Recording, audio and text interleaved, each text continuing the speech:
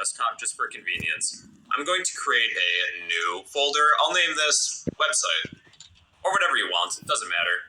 Then select folder, and within our website folder, we're going to create a new file. Name this index.html. Whatever file you would like to be the homepage of your website, you'll want to name that as index.html. When a connection is made to a website without a specific file in the URL, most servers by default will return the index.html file as a landing page. So this index.html file will be the homepage, the landing page of our website. At the top of our document, we're going to type this within angle brackets, exclamation point, doc type HTML.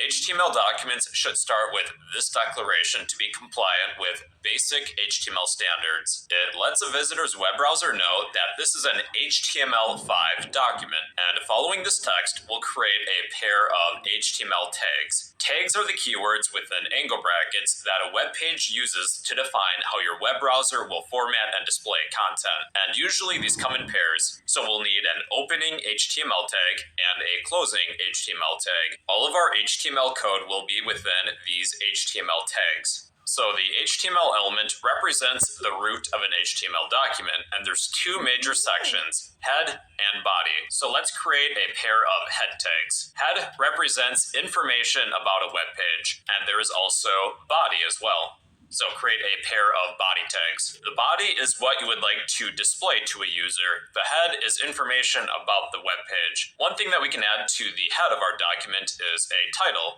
So we'll need a pair of title tags.